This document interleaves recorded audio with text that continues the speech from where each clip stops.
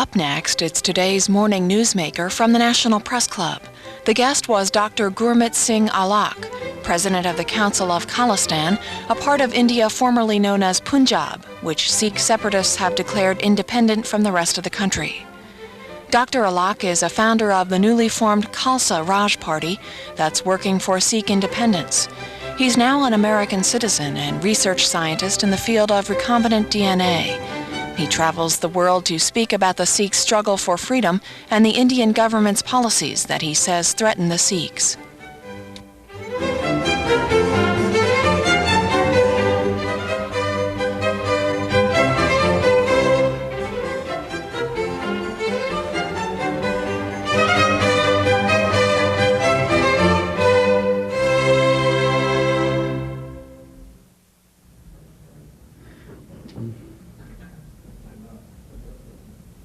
Good morning, ladies and gentlemen, and welcome to another National Press Club Morning Newsmaker.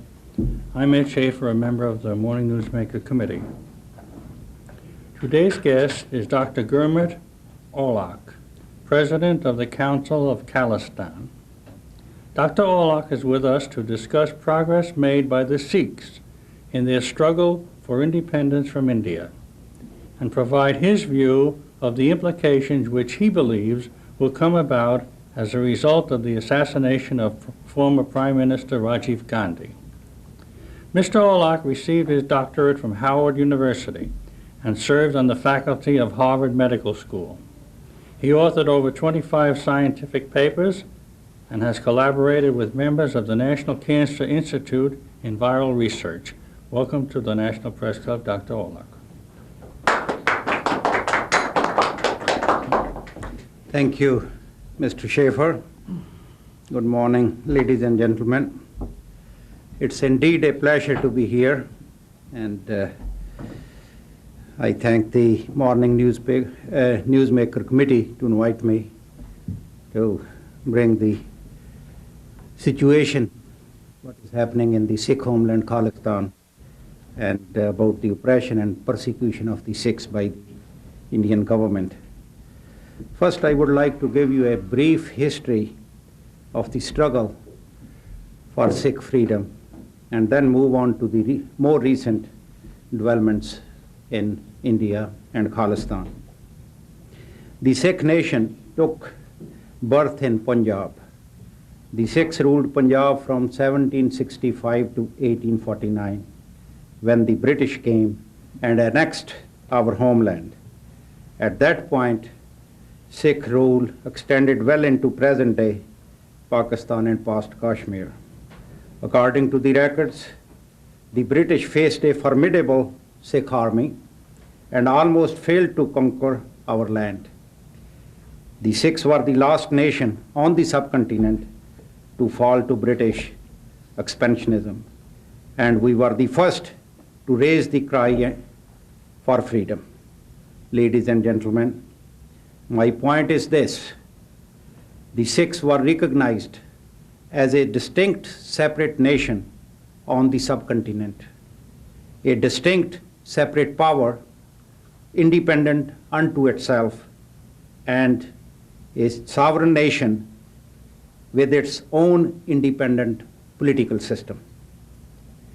In 1947, when the Indo-Pakistan subcontinent won its independence from the British colonial rule, the British understood this fact and negotiated the transfer of power with the three distinct separate groups: the Muslims, the Hindus, and the Sikhs. At that time, the Sikhs first opposed the partition of the subcontinent, which was to emerge out of the differences between the Hindus and the Muslims.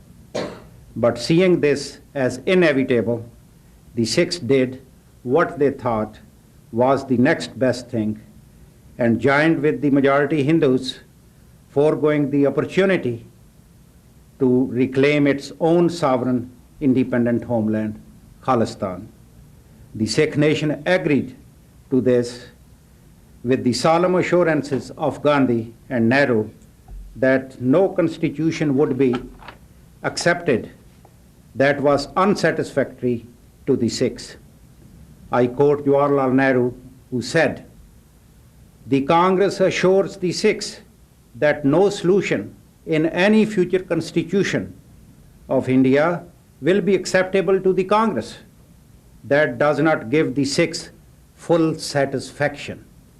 And let me repeat, that no solution in any future constitution of India will be acceptable to the Congress that does not give the Sikhs full satisfaction.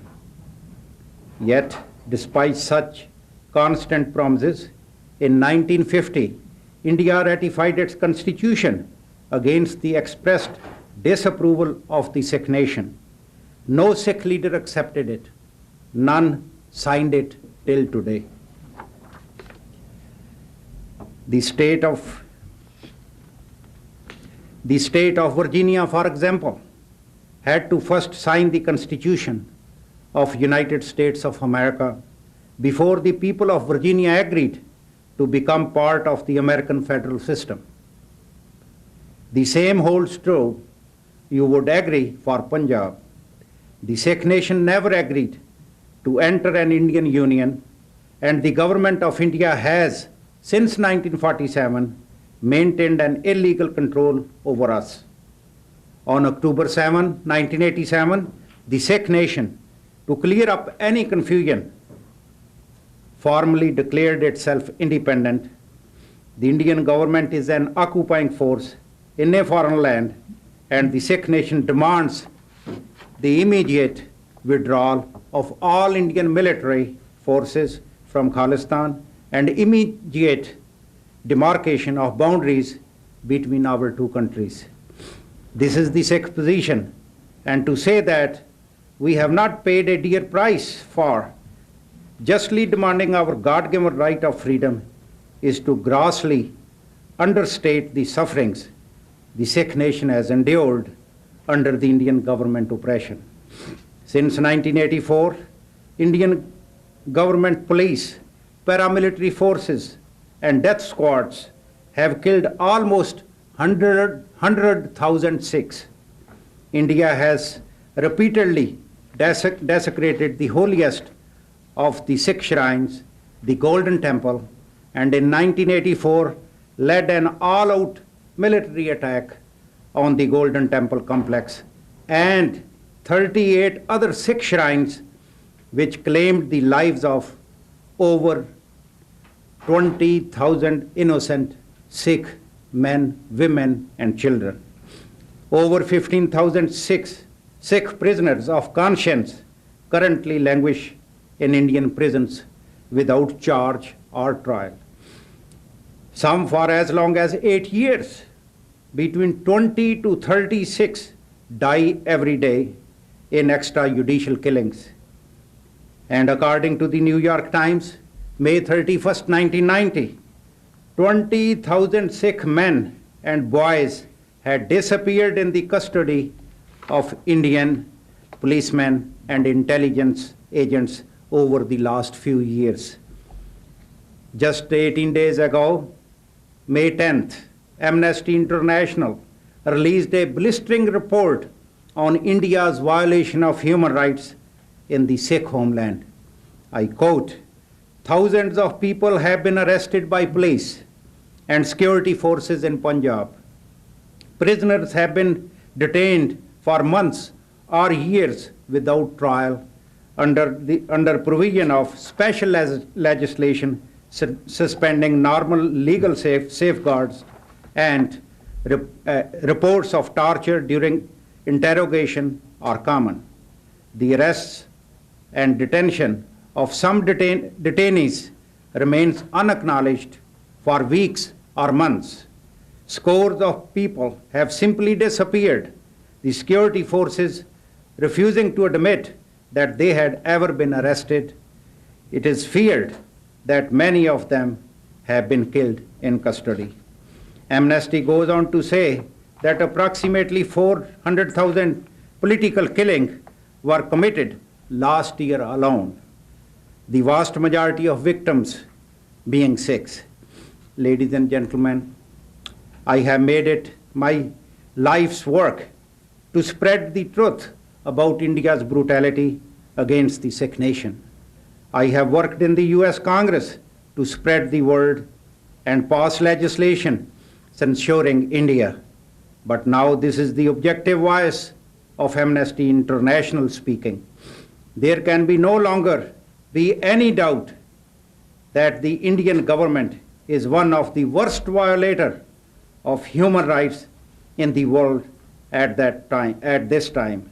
Let me repeat, there can be no longer any doubt that the Indian government is one of the worst violators of human rights in the world at this time. The only appropriate response of the international community is one of outright condemnation of the Indian government, its laws, and the brutality it so fervently works to sustain. Indeed, under the Indian Constitution, the presumption of innocence is reversed to the presumption of guilt. Confession obtained through police torture are routinely admitted in the courts as evidence. Trials can be held in jail cells. The legal remedy of habeas corpus goes unhonored. The identity of witness can be suppressed and cross-examination denied, and the accused can be detained up to a year before even being charged with any crime. In a May 10th press release, Amnesty International said, well over 10,000 Sikhs are being held in the state without any charge or even getting a trial under sweeping anti-terrorist laws. Laws which members of the UN Human Rights Committee recently called disturbing and completely unacceptable. In its report, Amnesty International recommended that the Indian government takes action to 1. Establish an independent body to act upon the reports of abuses. 2. Prohibit detention in secret centers. 3. Keep records of everyone arrested. 4. Conduct a complete review of anti-terrorist laws to make them comply with international human rights standards. Amnesty also urged that allegations of torture, killings, and disappearances be investigated and those responsible for human rights violations be brought to justice. For the part of the Sikh nation, we refuse to sit idly by while the Indian government rapes our women, torture our leaders, and kill our youth. It is only in our own best interest to free ourselves from the oppressive chains of the Indian government as soon as humanly possible. Excuse me.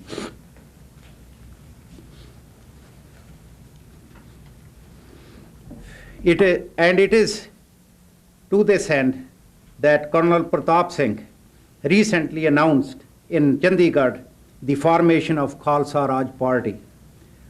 Outside, you will find a constitutional profile of the Khalsa Raj Party and a copy of the Declaration of Independence of the Sikh homeland. As you will note, the sole objective of the Khalsa Raj Party is to create an independent, sovereign Sikh homeland to be known as Khalistan.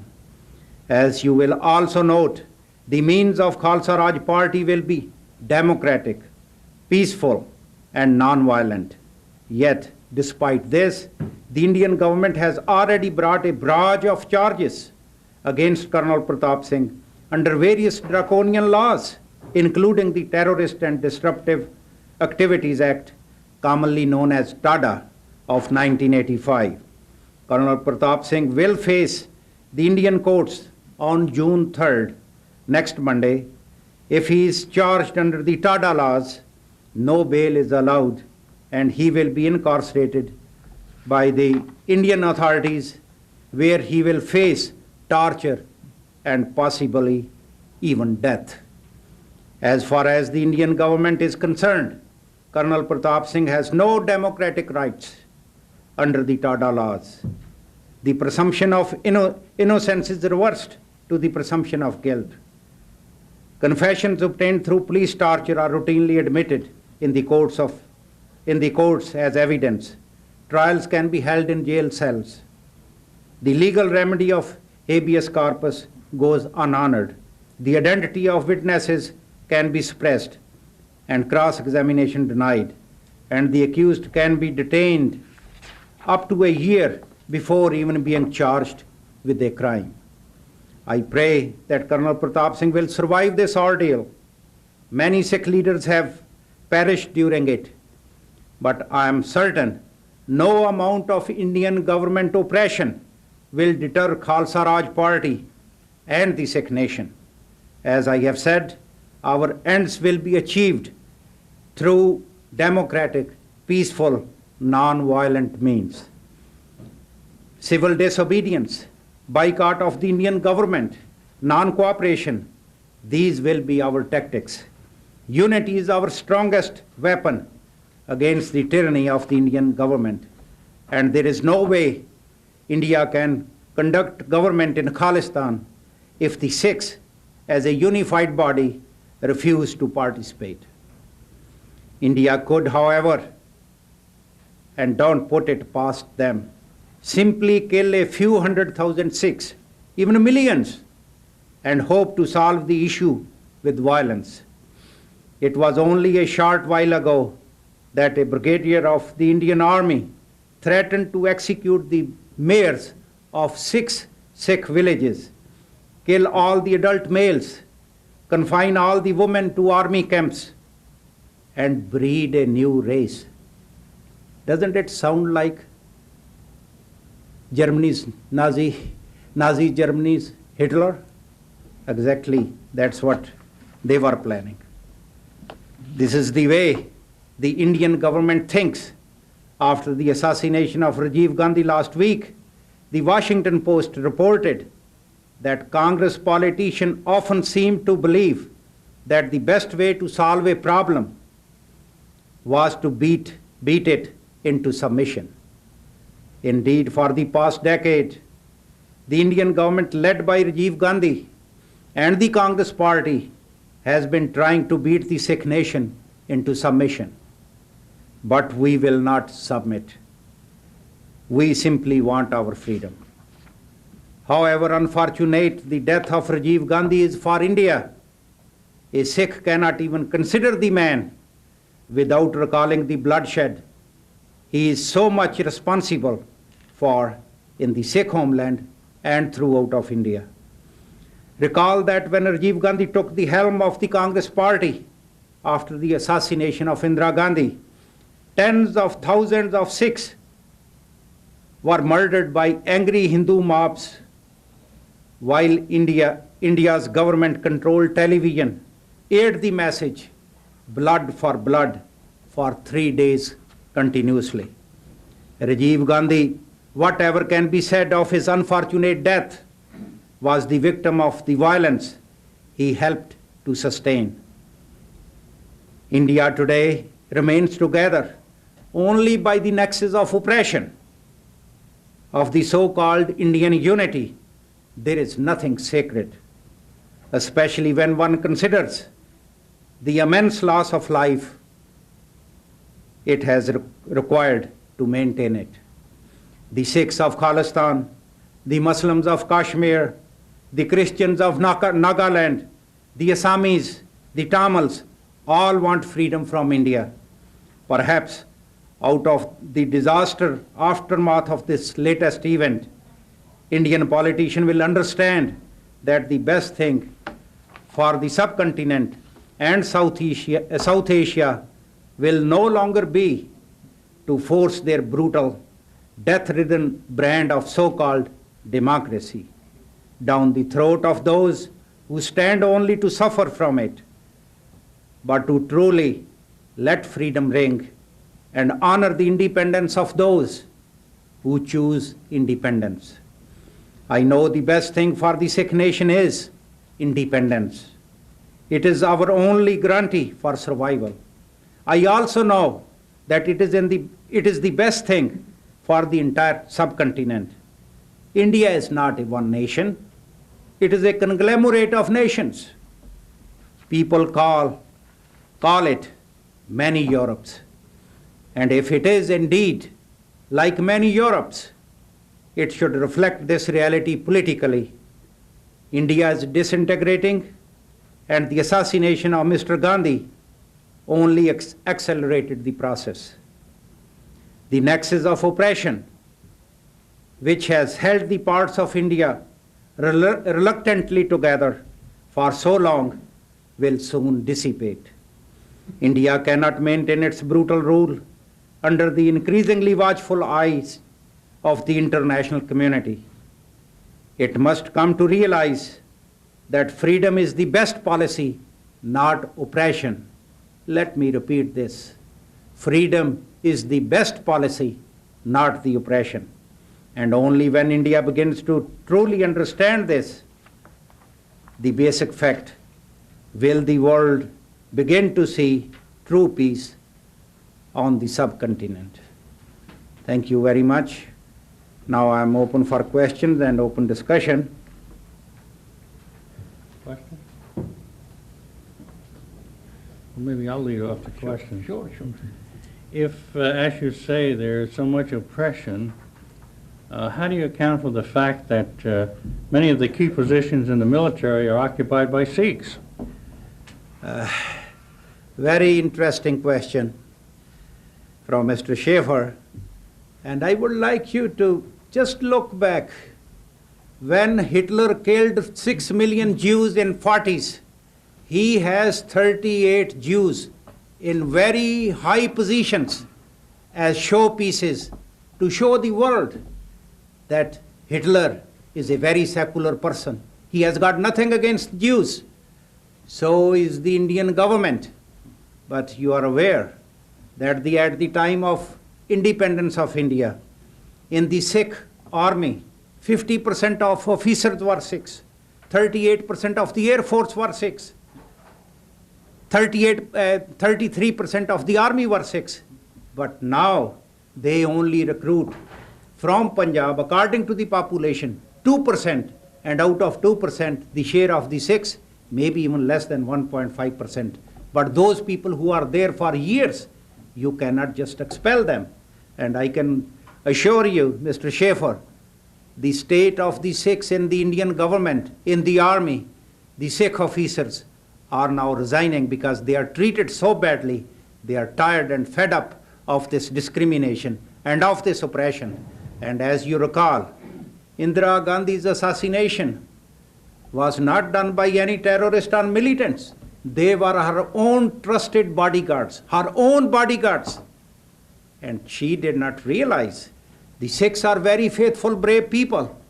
But when you desecrate the Golden Temple, which hurt the psyche of every Sikh all around the world, she asked for it. And I tell you, the oppression so far, Indian government is responsible for killing well close to 100,000 Sikhs. Sikhs are completely alienated. Sikhs have every right to be free. Sikhism was born in Punjab. Punjab belongs to the Sikhs. Sikhs ruled Punjab. Physically, 95% of Punjab is owned by the Sikhs.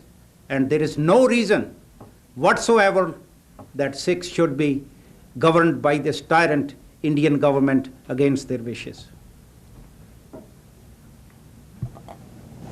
Other question? No one has a question? Well, I'll try another one. Well, could you go over, oh yeah, go ahead. Yes. Would you explain to us briefly about the circumstances surrounding the downing of an Indian airliner a few years ago? Very, very interesting question. There is a book here called Soft Target. Can you imagine our CIA blowing up Pan Am in the air and killing 329 passengers in that aeroplane? No one would forgive the US government or even the president. But that's what exactly the Indian intelligence did. blew up their own aeroplane, killing 329 innocent people, including women and children, and most of them their own citizens, by blowing up Air India near Ireland in 1985. And they blamed that explosion on the Sikh terrorists. Some Indian government agent called the New York Times or Washington Post that the Sikh militants did it.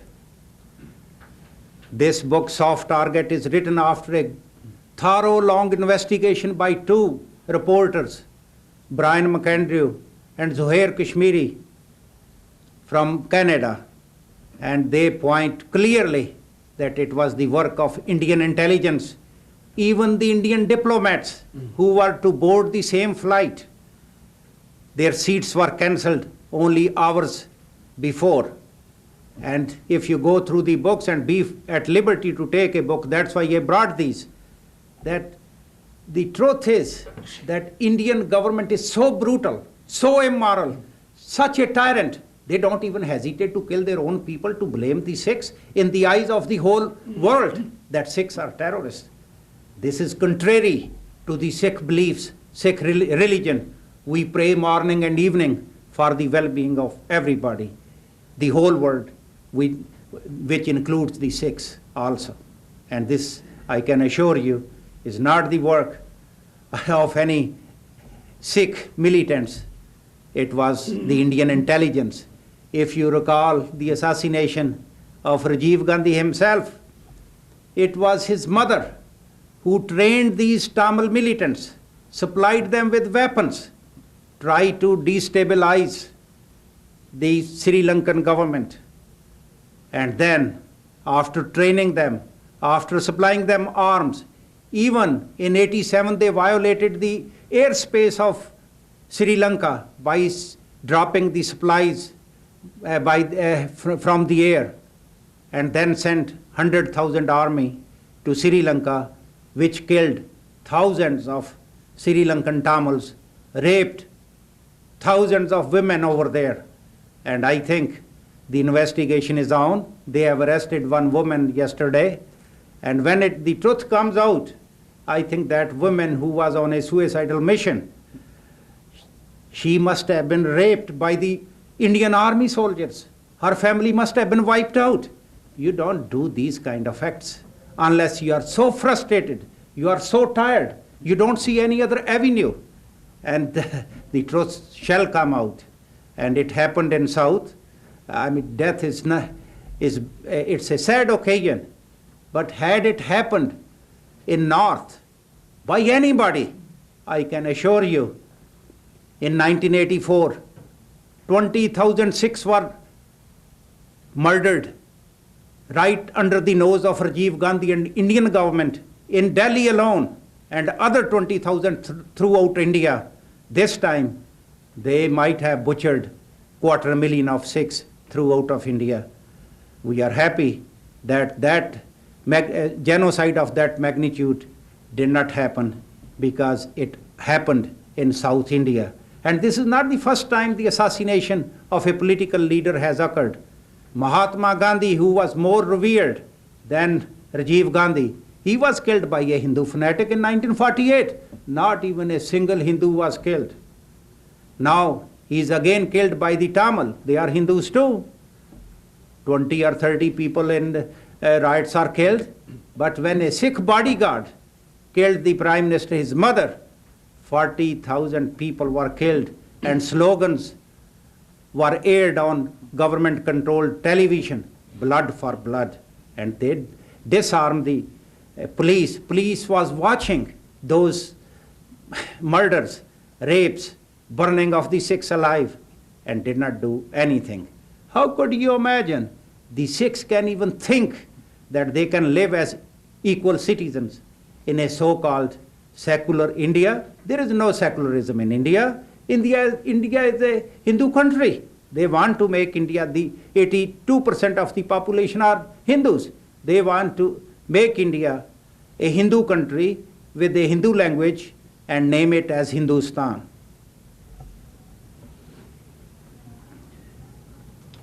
Well, let me try one more. Sure. If I understand that considerable agriculture and production comes from the Sikh segment of India, and if this is true, what will happen to India if Sikh withdraws as a independent nation? Very good question. Sikhs are very hard-working people, very hard-working people. They get up in the morning, pray, then they earn their living with their own hands and share with the needy. It is because of our religious belief that the Sikhs produce 73% of total Indian wheat reserve, 48% of total Indian rice reserve, and 26% gross national product of India. We are only 2% of the population. India is not helping us to do this, but it is in our system, built in religiously, to work with your own hands for living. When Sikhs get freedom, and we hope they negotiate that freedom peacefully, that the things don't go too far, that we are not at speaking terms for hundreds of years. We are neighbors. After Sikhs get freedom, we know Kashmir is going to be free. We know Assam is going to be free. We know Nagaland is going to be free, where 80% of the people are Christians. They are fighting for their freedom for last 30 years, and nobody knows about it. They have killed over 100,000, well over 100,000 Christians in last 30 years, and nobody even knows it because Indian government controls the press completely. And after the independence, like European economic market, on the Indo-Pakistan subcontinent, we can have Asian economic market in which Khalistan, Pakistan, Sri Lanka, Afghanistan, Bangladesh, Nepal, and we will ask all new countries, Assam, South, everybody, and India, to make a Asian economic market with a free trade, and we can give that surplus food grains to India, and in return have good trade, buy things from them. And we want peace and cooperation. But this kind of tyranny, how far the Sikhs are going to work as slaves of the Indian government to feed them? Sikhs are going to boycott the Indian government. This non-cooperation movement is coming. That was the reason Colonel Pratap Singh declared this Khalsa Raj party, and the sole objective of that party is independent Khalistan. And the means of achieving that were democratic, peaceful, non-violent. Any further questions?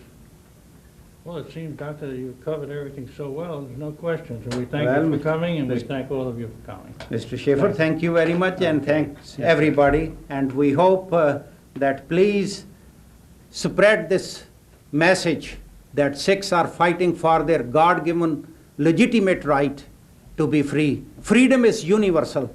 No nation can deny this by oppression, and India won't be able to do it. Thank you.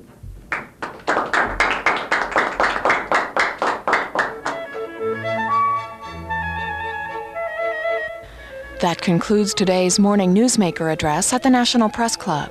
And a note to join us tomorrow evening at 7:15 Eastern Time, when the guest on our call-in program will be the U.S. Trade Representative, Ambassador Carla Hills.